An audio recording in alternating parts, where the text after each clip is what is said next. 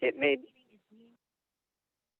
me appreciate the class too, because I realized I really am so grateful that we have this group of people that are dedicated to growing and learning and progressing.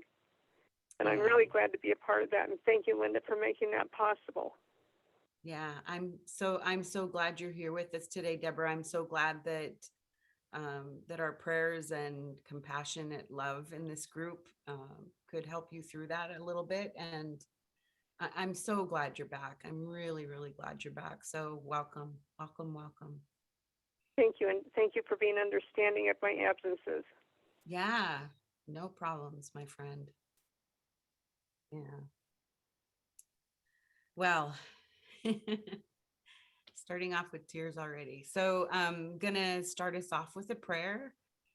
As we always do, I'm going to mute everyone. Here we go. All right. So I'm placing my hands on my heart, taking that deep breath of love and gratitude. So grateful. So grateful. So grateful to have our precious sister Deborah back with us today. Grateful for our ability to join together and be a loving, compassionate, safe space for each other. Grateful for our willingness to keep open hearts and open minds, and our willingness to shine the light on any and all blocks to love, our desire to learn to fully live and embody the teachings of Jesus and A Course in Miracles. We're so grateful to ask our earthly and heavenly helpers to surround and support us, to bless each and every one of us here, all those who may listen later. Grateful for the insights and the wisdom and the clarity and the authenticity that will be shared here today, blessing this call. We're so grateful to be able to share those blessings and our lives of love with everyone because we're one with them. In grace and gratitude, we let it be. And so it is. Amen.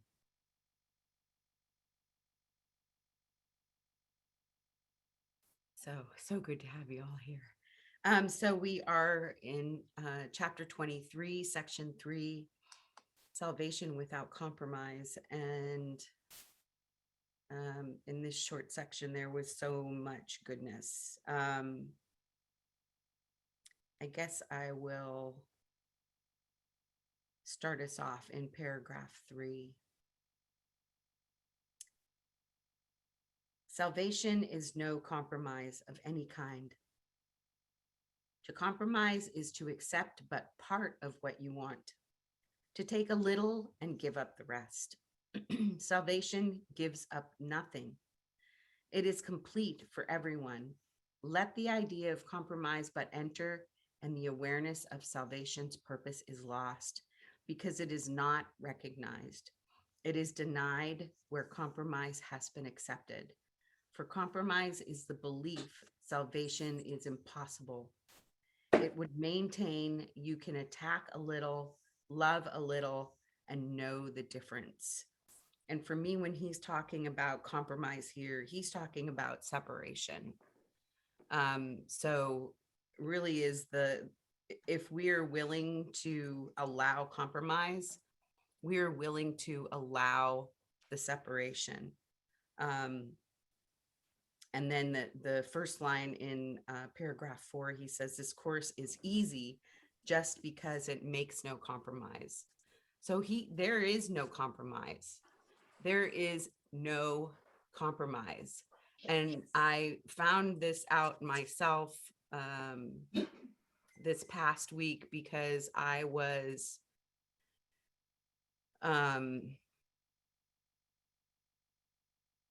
I found myself complaining about certain things in my life to justify the fact that I took 2 weeks off of work, which there was no need for me to justify it. I was only justifying it in my own mind because there was obviously some part of me that did not believe that I deserved to have it.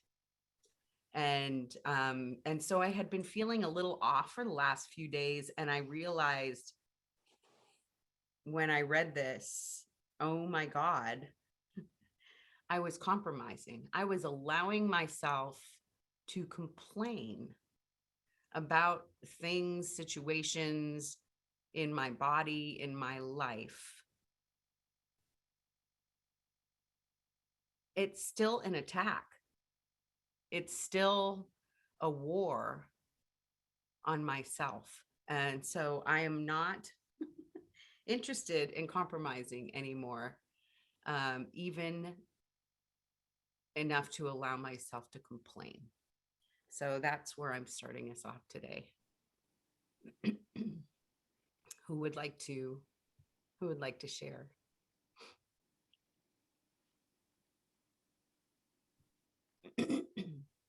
Go ahead, Kathy. Kathy, yeah. Deborah, I muted everybody at the beginning. So Deborah, if you would like to share, you can go ahead and hit *6 to unmute yourself. So just wanted to let her know that. Yeah. And I'm just going to jump in. I'm going to just identify with Linda, because I had not thought about complaining as being an attack. And I went there myself. I jumped right in, and I didn't recognize until afterwards. I mean, because I wanted to be right. I knew that's where I was. I didn't know it in the actual moment. It took me a couple of moments. I had to get it out of me. And then I realized, oh my gosh, you are valuing being right versus being at peace. And my goodness, that is a hard one to kind of hold and remember. And it feels right. But in that moment, I couldn't go there. I was in my mess. So I guess sometimes we have to do that. And then when I feel good that I recognized and that I could say, do my little forgiveness little work on myself. This is just an ongoing journey, is what I'm realizing, you guys. And of course, I'm looking for perfection. And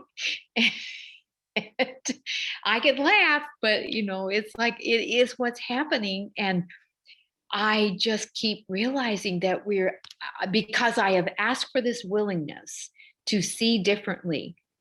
And so sometimes I'm thinking this higher Holy Spirit is probably just having a good time with us, just giggling and saying, here you go, try again. So anyway, that's my share. Thank you, Kathy. Yep. Anybody else like to share? Go ahead. I'll just Susan. say that, like everyone else here, I'm working on healing this belief of separation. So if anybody has any keys to making it happen or allowing it to be expedited, I sure would appreciate that. Yeah. Deborah, just one step at a time, sister.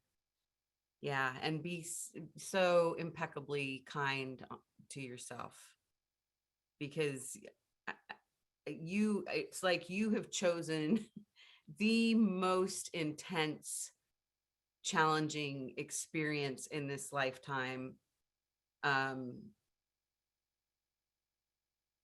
You're definitely a way shower. I mean, after what you've been through, you're still here. You're still here in this group.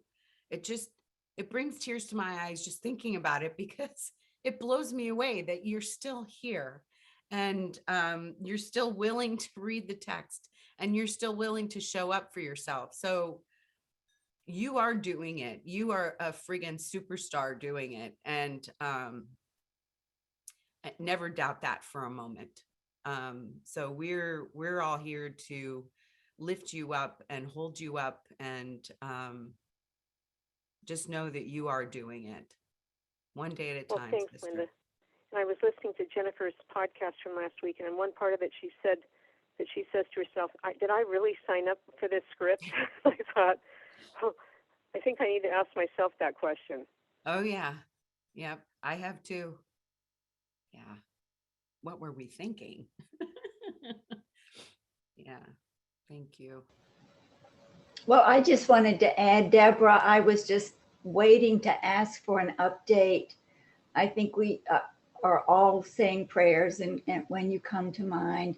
And I'm so glad that you are here. I'm just like, yay, she's back. So, yeah, just hold in there. And I guess one little tip, it may or may not be one that helps, is meeting myself where I am has really, maybe that's a compromise, but it's been helpful for me to be able to meet myself where I am, and I desire to be gentle and kind and loving. So I don't know if you have any thoughts on that, Linda, or anybody, about what meeting ourselves is about without getting off the track. But yeah, absolutely, Robin, because I feel like that's exactly what I did when I came to that realization that the reason why I was feeling off was because I had allowed myself to complain over the past couple weeks. You know, there were some ego thoughts of, oh, see, you're not that good at what you're doing, or you're not, you know, you're not a good teacher of God, or you should shame yourself for that. And I was like, no, I'm not doing that, because I caught it. Maybe it took a few days, but I caught it. And yay. I can change, you know, I can change my mind about it and choose not to complain.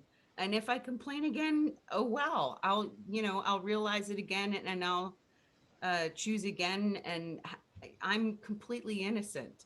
I'm just learning. When you know better, you do better, is what I always heard here in my head Maya Angelou saying, when you know better, you do better. Thank So you. yeah, Thank that's you. what we're doing. Suzanne, and then I'm not sure who had their hand raised next, but Thank you. I also want to say ditto to everything, Deborah, that Linda just said. What a superstar you are, and what an inspiration you are.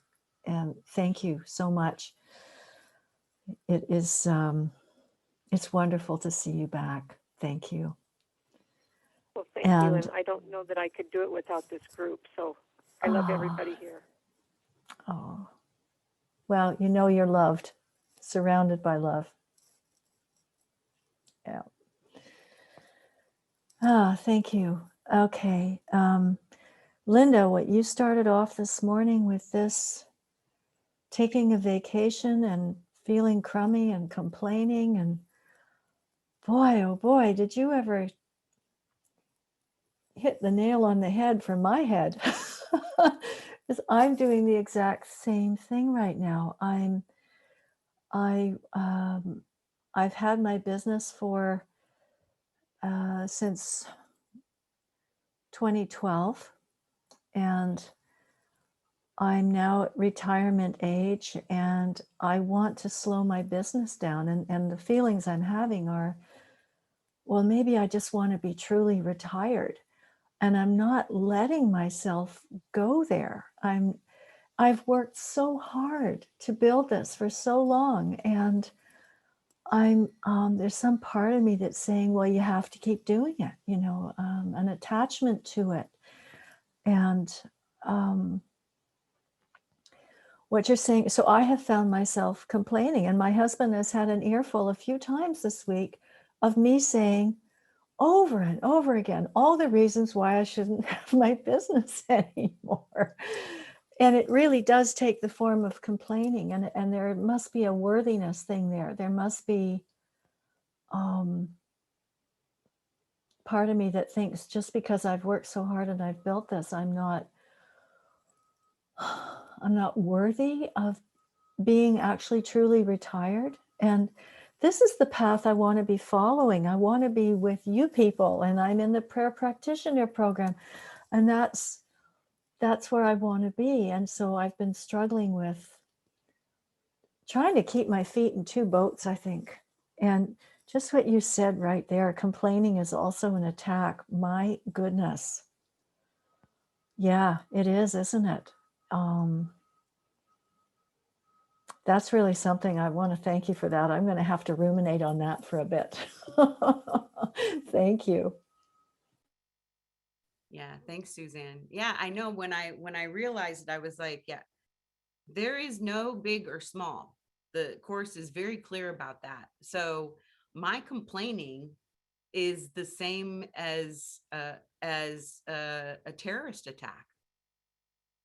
You know, there is no big or small. So, you know, a murderous rage is the same as an irritation. So, yeah, willing to let that go. Tammy, and then Leslie. Hi, everyone. So, oh, yeah, attack. You know, I didn't realize that that is what I was doing all along. Attacking, attacking, attacking, attacking. And I think I listened to Jennifer podcast a couple of weeks ago, and she was talking about that, and it just blew my mind at how much I stay in this form of attack. But I still wasn't really sure. And then Spirit showed me this simple thing. So I take my son to swimming class every Thursday. And where we live is a pretty, he goes to swimming in a really sort of, I'm sorry, the train is passing, more sort of white neighborhood. And there is this lady who's there. And one time I caught her looking at me. And without even thinking, it just came to me already that she probably doesn't want me here because I'm Black, right? And so every time I realized last week that I don't ever remember getting myself ready to go to swim class, driving there, because I am attacking this woman in my head, preparing for the battle that if she says anything to me is what I'm going to do. And I am just going crazy, like fighting with this woman in my mind. And I was like, oh my God, but what have this lady done to me? So it just happened that I went to swimming early that day. We were so early. And there was this little boy who just, oh my goodness, he's just swimming like a crazy, so good. And I'm like, oh my goodness, he's a daredevil and I love him, right? Guess what? And he's Black. And guess what? That's that lady's son. I love that. Oh my goodness. I was like, holy, there I am, just, you know, blaming and creating all sort of chaos in my mind for this lady, thinking she's looking at me because she think I'm Black and I shouldn't be here. She has Black kids.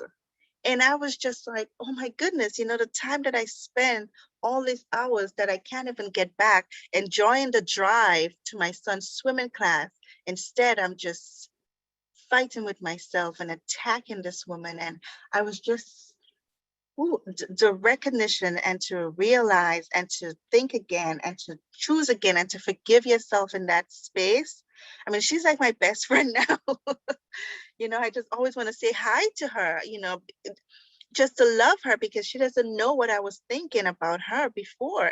And yeah, I just wanted to share that. And yeah, you know, it's really hard. I agree with everyone. Like, did I really sign up for this to recognize all these terrible things, you know? But it's really good that I can recognize them and change it. That to me, it's the most marvelous part ever. So yeah, thanks for listening. Yeah, thanks for sharing that, Tammy. That's such a beautiful story. Wow, perfect example of what we're talking about. Leslie. Hi, everyone. I just want to say hi to Priscilla and Mary Lee. It looks like you're both new to the group, or at least new to me, so I'm happy to see you both. I'm Leslie from Michigan. And Tammy, great story. I love, that's just a perfect example of how we can make ourselves crazy in our heads and in our thoughts and judge something that we have no idea about. So that was a really neat share, and thank you for your courage in sharing it. That was awesome. I would like to go back to, and I'm sorry I missed your share in the beginning, Linda, but from what I got from it was that you took a couple weeks off and then you were complaining about some stuff. And one thing that just came to mind is truly when we're complaining, and I certainly say we because I do it too, it is like a temper tantrum against the present moment. It's like if we can be in the present moment, we'll be filled with gratitude and there's nothing to complain about. So starting in so we're in Salvation Without Compromise, paragraph 2, sentence 5. And I have to tell you, when I first read this, I was a little like, I don't want to say mad at Jesus, but I was just like, OMG, are you kidding? I mean, I just felt like Jesus is really putting our feet to the fire in this section. Like, there's no compromise. Either you're doing this or you're not. And it's just like, but sometimes a little bit is okay, you know, and it's, you know, my favorite saying is always, my intention is peace. I want peace. I want peace. I want peace. And this section tells me how to get peace, but I'm the one that gives it away. So sentence 5, without forgiveness from your brother,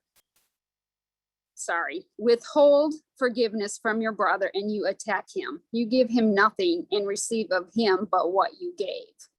Salvation, and I'm going to change salvation to oneness, or no, yeah, salvation is no compromise of any kind.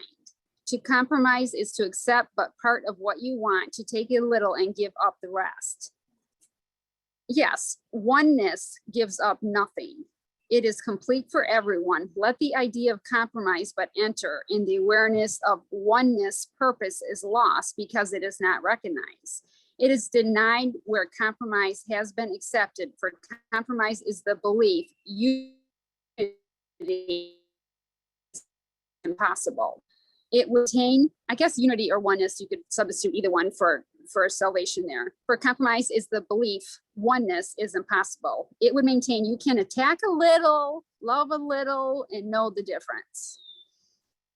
And then just paragraph 4, the first sentence. So the course is easy because it makes no compromise.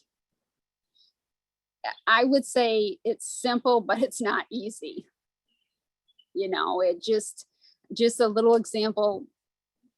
Our office has been kind of a mess since everybody's been gone for a year. So I love to organize. So I've been doing a lot of organizing. One of my coworkers, I offered to help with her desk, which was a complete disaster, you know. So I said I would take care of all the manuals, which involved this big, humongous stack and taking them downstairs, 2 flights of stairs. And I got really tired and hot and cranky. And it's like I did it to myself. And what was so interesting is I was just these thoughts. I was just attacking her so badly in my mind that she didn't lift a finger. And another thing, my cheerleader was asleep because she was not giving me any pom-poms. And I was just, you know, I need those kudos, you know, so I didn't get any big thank you. So I was pissed about that.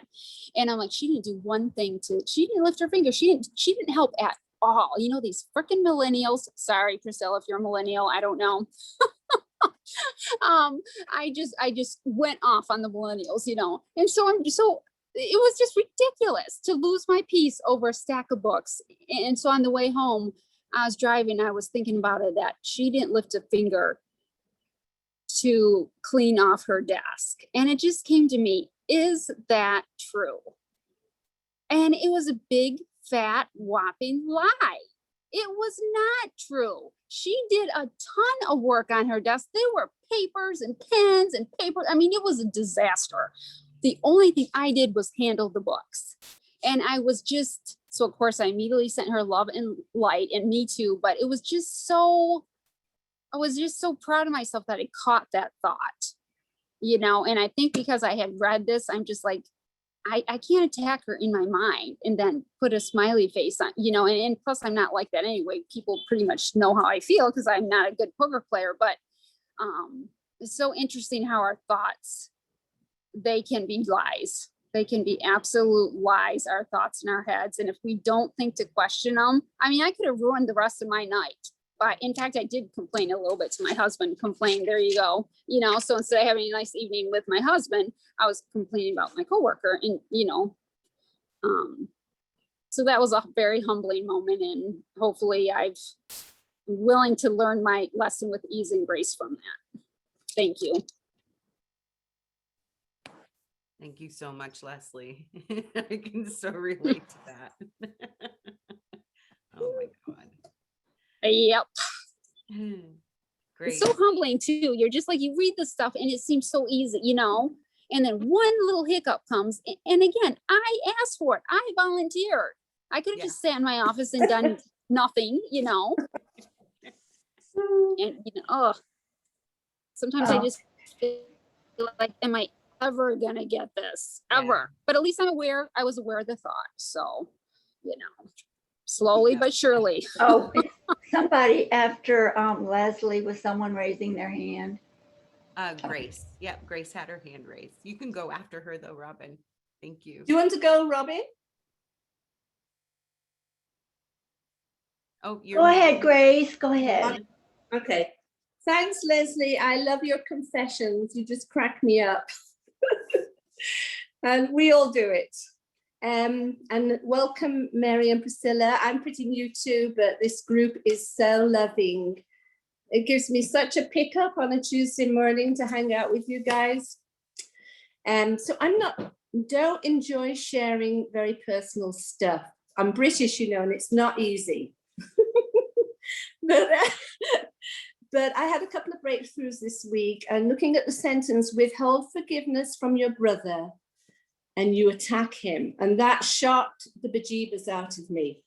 So just withholding that forgiveness or the complete forgiveness. So I married somebody from the Middle East. I lived there for 15 years. And when I got divorced, my family out there basically had nothing more to do with me. I definitely didn't do anything wrong, but it felt like I'd done something wrong. And they kind of cut off connection. So this last week on Facebook, my sister-in-law over there and her daughter posted something. They'd had a successful cake business for 25 years, and my sister-in-law was retiring, and her daughter wrote this beautiful letter to her about how much she valued her and how much she got the business going and she was going to miss her. And I was hit with this horrible jealousy. I think jealousy is the only word for it. That I wasn't part of all that, that this mother-daughter had the most fantastic relationship, and did I have that with my daughters? And it was just like a kick in the stomach, and I've had it before. Every time I hear something about the family over there, it's been tough on me. But since a couple of weeks ago, when I had that huge dream about my ex-husband, and I woke up realizing he is me and I am him, and I'm going to be so much more friendly with him. It's not enough to just forgive. I have to be with him and be him and share and enjoy him as well. I got to take it a step further for sure. But anyway, when I read this, I was so jealous. I have a great relationship with my daughters, but they have a better one. And she loves her mother more than my kids love me. And wow, they've had this fantastic cake business. They live down in an oasis in the desert, and they made a huge go of it. What have I made a success of in my life? Because their brother screwed up my life. Oh, so here I go. And it took me 10 minutes to decide I'm going to respond to their post. And I wrote back and said, congratulations, that's amazing. And enjoy your retirement, Judith, you've deserved it. And I just decided to change my mind about the whole deal. I am them, they are me. And if I want to feel peace, then I cannot do this jealousy thing anymore. And it's gone. It just disappeared. Thank you. Yeah, that's awesome, Grace. Congratulations for that realization, and for being able to turn it around and reach out to your sister-in-law and send her the love.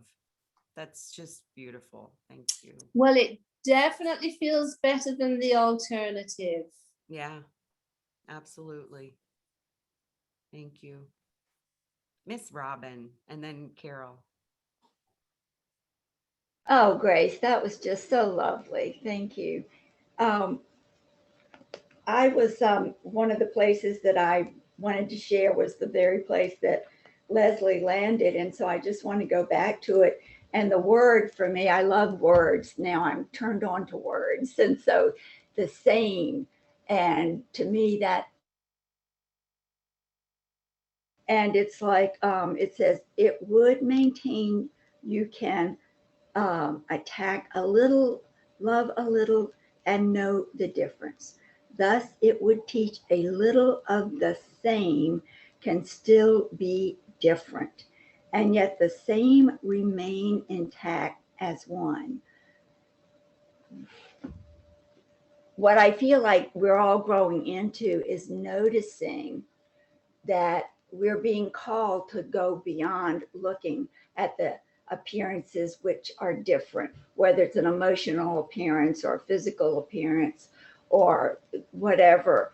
And so I feel like we're being carried with this idea to look beyond the differences and just find the places where we can come together with harmony.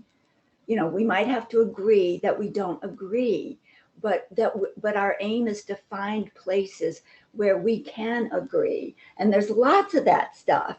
And we let the pieces that are different, you know, totally just wreck a relationship.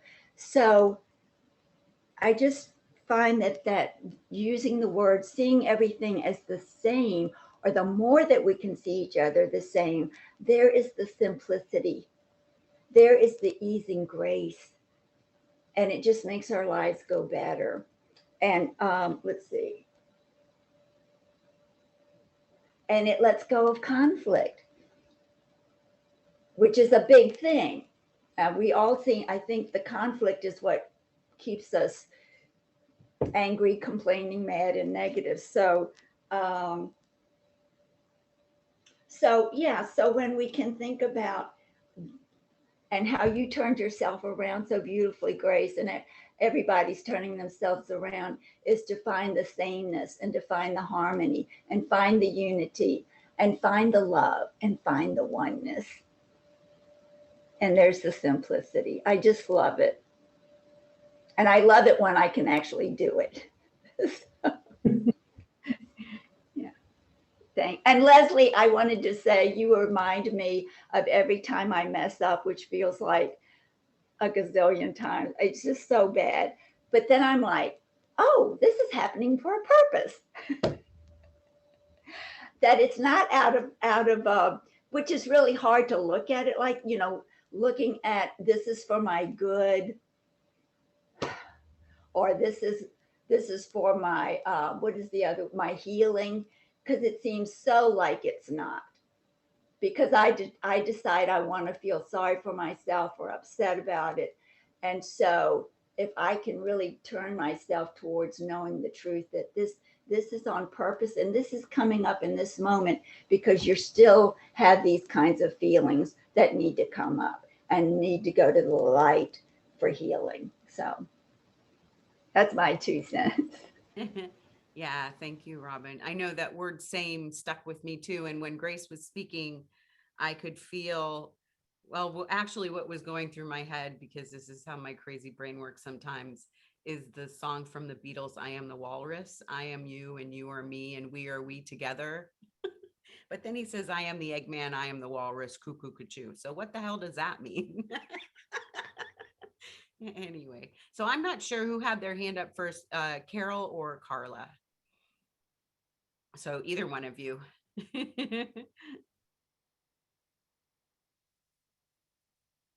Carla can go. Okay. What I heard from this, reading this whole section, is misidentification.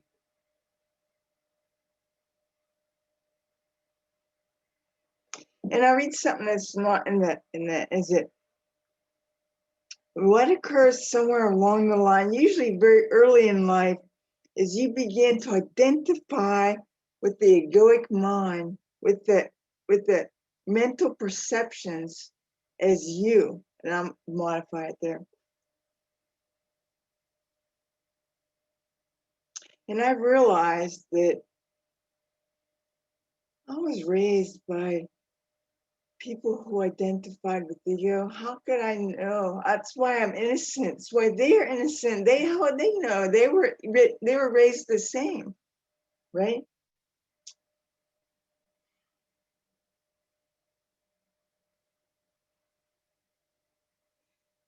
But that was whenever Tammy was reading it, it says it's the first paragraph, part of the line, really, in sentence 7, where the purpose arises to me is horrified awareness and pursue him still. It's like when we realize what we've been choosing, and spending time on doing that, then we realize, oh, that's not who we really are.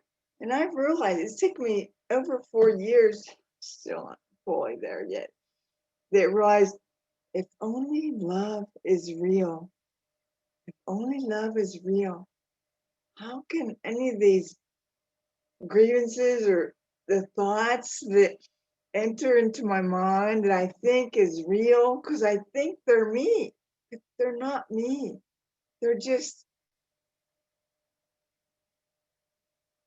something, ego, we call it ego, that was given to us to help us to remember, like stop at a red light, or when you're driving home from work or something and you're so lost in thought, and then you end up, you're home. How'd you get home? Ego took you home.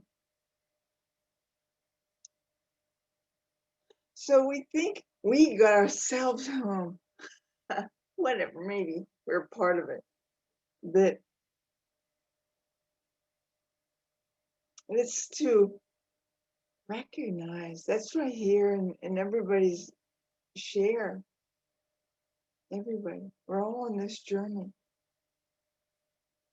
We're all part of the one mind. Yeah, we're all traveling our own particular road or path or whatever. But we're all going to end up at the same place. That's all. And that's what I heard in this, is to remember who you are. Remember to let go of all the things you've been practicing all your life to do, you've been taught to do, maybe by schools or church or whatever, parents, siblings, whatever. The truth is within. And it seems like it's here on this paper in this book, but it's only because it's activating what's inside of us.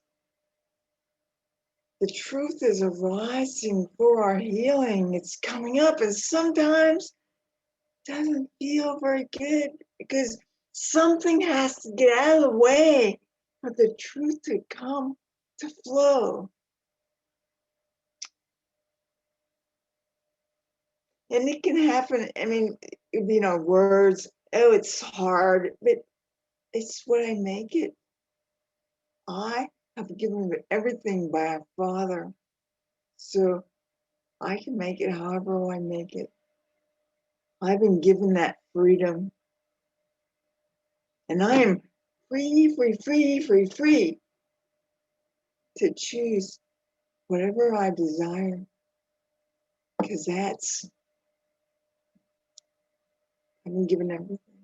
So, but in the sense that everything I've been given doesn't mean part of the darkness or the grievance or the upset. Those aren't even real. God doesn't see them. It's something.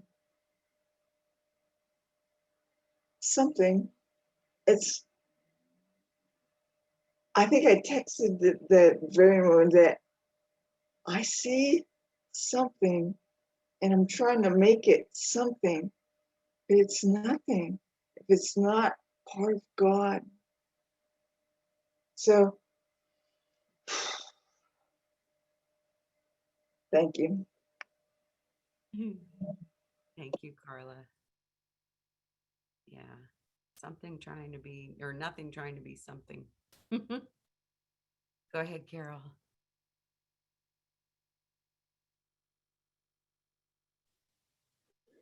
Um, I was trying to decide which verse I wanted to share.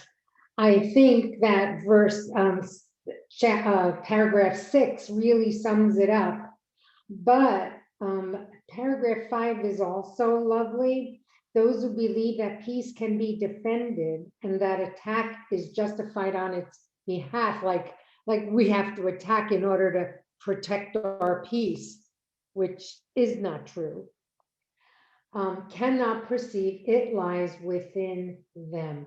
And there's the oneness again. It's within us. It's not somewhere outside of us. It's in us. How could they know? Could they accept forgiveness side by side with the belief that murder takes some forms by which their peace is saved? Like then it'd be okay to attack in order to save peace? That doesn't make sense either. Would they be willing to accept the fact their savage purpose is directed against themselves? Here we go again. It's us. It's always us. There's no other. There's no outside. Oh, no one unites with enemies, nor is at one with them in purpose. And no one compromises with an enemy, but hates him still for what he kept from him. Mistake not truce for peace, nor compromise for the escape from conflict. To be released from conflict means it's over. The door is open. You've left the battleground.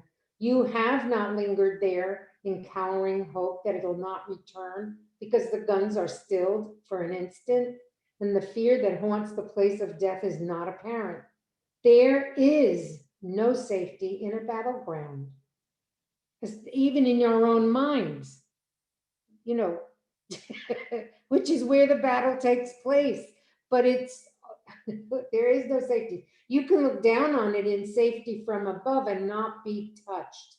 But from within, you can find no safety. Not one tree left still standing will shelter you. Not one illusion of protection stands against the faith in murder and our excuses to attack. Here stands the body torn between the natural desire to communicate and the unnatural intent to murder and die. Think you the form that murder takes can offer safety? Can guilt be absent from a battlefield? Oh, I love that. Well, I really wanted to take a minute to ask for prayer. I have been all by myself in our short house for about, since before Memorial Day. And I have to go home on Friday because the renters are coming to rent our house. And we won't be able to get back into it. Well, we have a couple of weeks in July, but not until September. And we're blessed in that. However, I chose to come and have this time away because I chose to break and interrupt the pattern that has been established in my marriage of 53 years. And so I've talked to my husband a couple of times. I don't know how much he really understands the purpose in my coming here. So I would ask for prayer. Really, I need support because I don't desire a battleground. I don't desire conflict. I don't want there to be, at the same time, I don't want the same old, same old. That is how we lived before. It no longer serves me. I no longer am that person. And so I guess in my little self, I have a bit of a trepidation, a little bit of anxiety about it. I so want to be guided and led by spirit. And I so desire the highest and best for my husband, for myself, for our family. I do not know what is going to unfold. I'm open and accepting of whatever it is. I just do not want the same old, same old. I don't want the old pattern back. And so I don't know how much my husband really grasps this. But I can only control my heart, my mind, my thoughts, my feelings. And so that is what I'm asking for in support. I truly desire the best for everybody. And I honestly think I know what that is, but I don't really know what that is. And I have to let go of any expectations, any assumptions, any,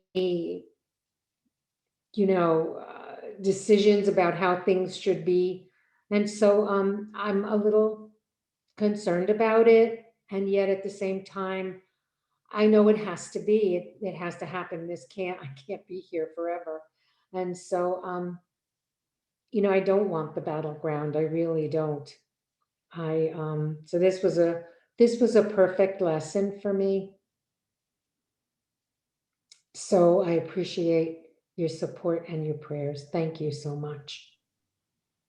Yeah, thank you, Carol. So happy to be able to hold that for you, and to energize that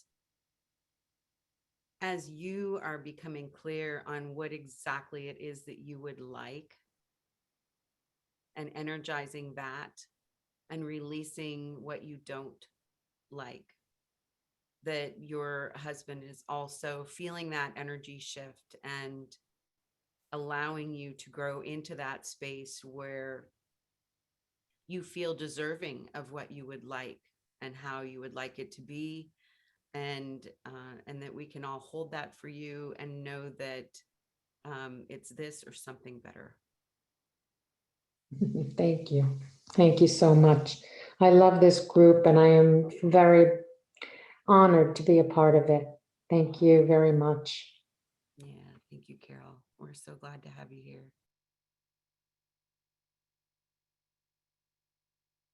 Go ahead, Kathleen.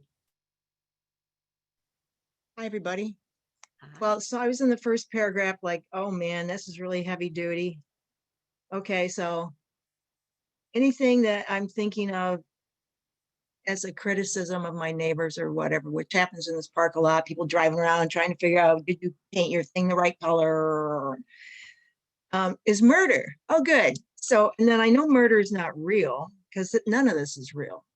So as you all complain about your neighbors, I'm murdering along with you. And then in the night, we're all having nightmares because we feel crappy because we're feeling like murdering someone. And so, okay, I'm going to suffer nightmares. Okay. And so then in number 4, number 7, paragraph 4, number 7, would you not want to recognize assault upon your peace in any form, if only thus does it become impossible that you lose sight of it? To me, that's like him saying the divine alarm clock's going to go off. It's going to keep going off. Don't you want it to go off? Yeah, the divine alarm clock's going to keep going off because that's going to show us where we're losing peace. And then again, Carol was talking about paragraph 6, but number 10, I just wanted to read that again. Here stands the body, torn between the natural desire to communicate and the unnatural intent to murder and die. It just cracks me up.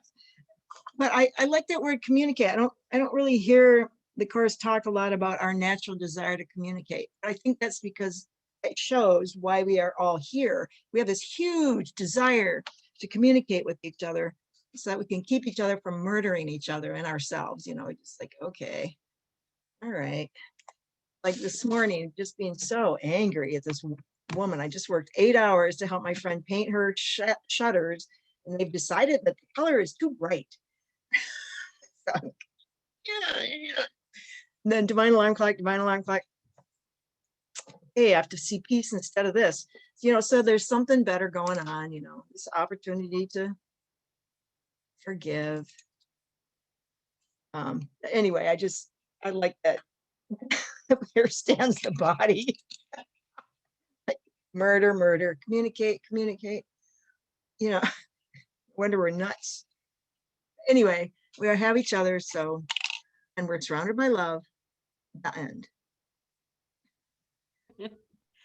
Kathleen, I always love the way you explain things, because you, even though I hear the intensity and the challenge in your heart, the levity with which you express it just makes me so happy. And I would just say to that neighbor, you know what? You're in Florida. It'll fade within a few months anyway. So don't worry about it. Oh my gosh. Wow. Thank you for that. Who else would like to share?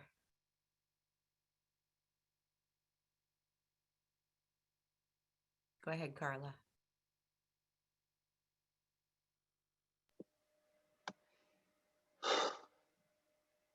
That's what I realized out here when you're expressing is that everything is a perfect opportunity for us to remember. And what is forgiveness? That's what it was. I want to say, what is forgiveness? It's changing the meaning we gave something. That is forgiveness. It's not saying, oh, they should be, because it's the meaning that we made in our mind. Oh, that we listen to ego maybe the first time, and instead of listening to love, changing that meaning. And now also, the power of choice is the one power that can never be taken away from anybody. Everybody else has that power, just like we have that power to choose again. It can. So it's kind of challenging for me right now. I'm going to the stores that, I thought I let go of the house and I was going to give it to David, but then he told me that we'd signed this document almost a year ago where I had made him part owner. So I can't make him owner and change the contract with the renter. So now I've been guided to sell the house. Yet it's another step of my letting go, because I spent 30 years and a lot of energy in the house I learned a lot in the house, and I'm still attached to the house is my learning, because it's right here. It's not there. And so, and like, it seems like with Biden is a lot of stuff because of COVID and stuff, is the renters have been given a lot of support so they can't just be evicted. And my mind wants to go into, oh, it's going to be so complicated. Oh, it's going to take a lot of money. Oh, it's going to be this. Oh, it's going to be that. And I'm like, you know what? I don't really know. I don't know. And the best thing is, I don't know if there's any best, but is to let go. I was said yes, I'll let go, but then I'm still holding on to by the thinking of this is going to be that and that's going to be this. I'm still holding on. So to trust, that feels to just trust. God is everything. Love is all there is. How come I'm not trusting it sometimes? Because I've a long practice of believing the mind. Oh, it's so amazing how I thought I'd let go of it, and then it springs up just like a weed in the garden, right? To come, like I just waited it 2 days ago. Now there's a weed back again. That's what happens. And so, and now I'm finding joy in the weeds and discovering the weeds. Ah, great. Oh, you beautiful weeds showing me myself. Thank you. Thank you. So I wasn't feeling the joy until I spoke. That's the communication. Something was arising within me, and I allowed it by sharing. Thank you. Let me do it. Thank you, Carla. Happy to share in your joy, my friend. Very happy. And I'm looking forward to how God will work this situation out. Because with ease and grace, and all he can do is be willing. So that's awesome. Yeah. Amen. And I can see in your smile that you are happy now. You're right. Sometimes it just helps to let it out, be willing to let it go. And I love what Jennifer says. I'm willing to be willing to be willing to be willing to let it go. Exactly. Well, we are, Grace, one more quick thing. Oh, well, very, very quickly then, I just wanted to say to Carol that I went through a similar experience where I wanted more time to grow into me, more time to be alone and be alone with God. And of course, that was before Course in Miracles. And of course, I went straight into fear of how and what's going to happen in the end. So if I'd have known, I could have just trusted. God knows the spirit, the wish of my heart. And if we think about the best case scenario, in which you just get everything that you want, everything, and the conditions that you want, you'll be shocked at how everything can just work out perfectly for you. Just don't go down the fear path of what could happen if, and then let ego jump in. Stay with God has promised that he wants to give me everything that I want. Yeah. Thank you, love. I just want to say really quickly that I'm seeing how things work, how things are working out. Now, here I am, I'm going home on Friday. My daughter's coming back today because she's going to help get the house emptied for the renters that come. All the food has to be gone. You know what I mean? Closets have to be emptied. Beds need to be, linens cleaned and so on, bed covers. And my son, my younger son, also for another purpose. Early on, I learned with spirit, the obvious is never the issue. He thinks he's coming to put a power plug for his Tesla, which he just got, but they're both coming to counsel, to pray for me, to be with me, to help me in preparing to go back home. I see how God is just putting this all together. So I am truly blessed, and I love you so much. Thank you, Gracie. Thank you for all of you. I so appreciate your support and your love. Thanks. Thank you, Carol. We love you. Yeah. Yeah. Ted, did you have anything you wanted to add?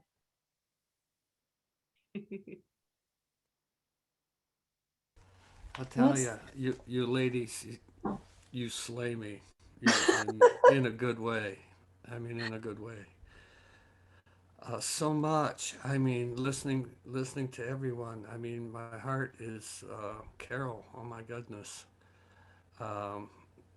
Suzanne. I just went through that with a business that I had for 21 years, and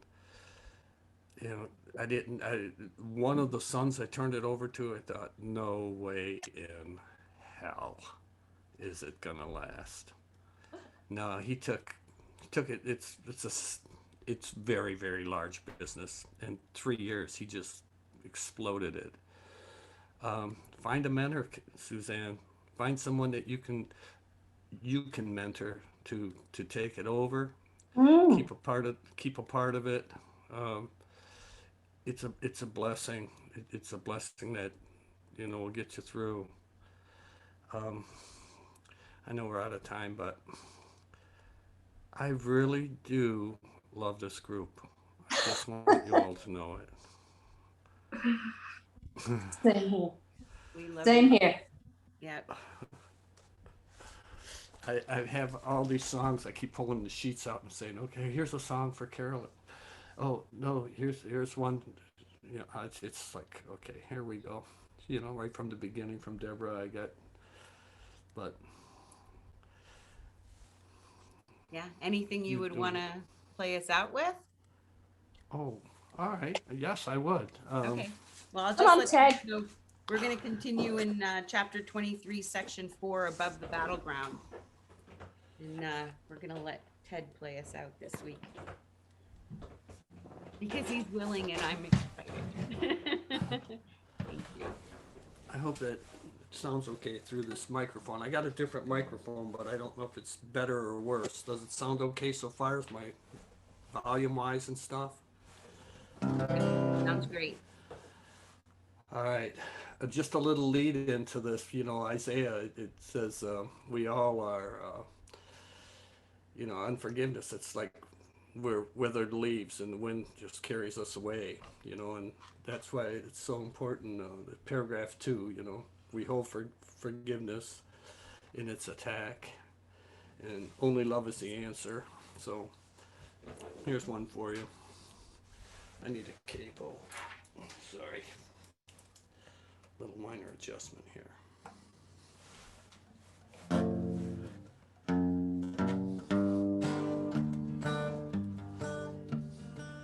One windy day I lay to rest at night, beckoned sleep to take its place.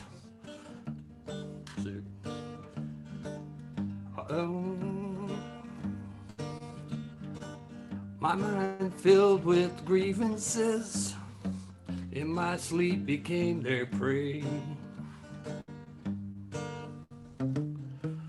Though I thought the dream would pass, their savage chant replayed. Tossed and turned and picked up my pen, words came out this way. Unforgiveness is a hurricane, strong winds can uproot one's will. Grace possessed in the light is weakened by a chill. Cry out to your higher selves, please show me the way. Or risk your life to the wind, like leaves in a hurricane. I paced the floor into the morning light, gave birth to another day. The grievances, they begin to run, the morning light melts them away. Sleep then took me to another world, where peace lived among all men. When I awoke, I came to understand what the grievance sense meant. Unforgiveness is a hurricane, strong winds can uproot one's will. Strength possessed in the light is weakened by a chill.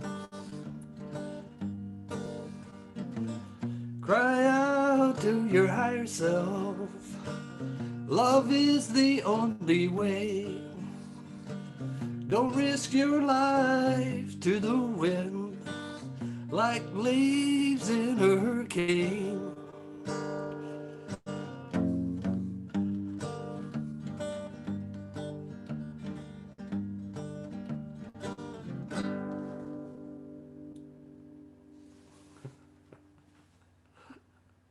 Thank you, Ted.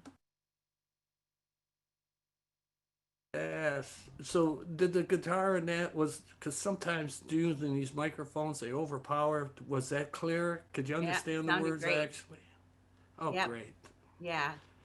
Oh, thanks. Thanks everyone. Thank you. Love you Thank guys. you. See y'all next week. Deborah, so glad to have you back. And Mary Lee, hope you'll come back and join us again. Priscilla, you as well. We'll see y'all soon. Love you. Okay, Thank I you will. all. Thank you. Love you you. all. you. Everybody. Thank you. Bye for now. Bye. Bye.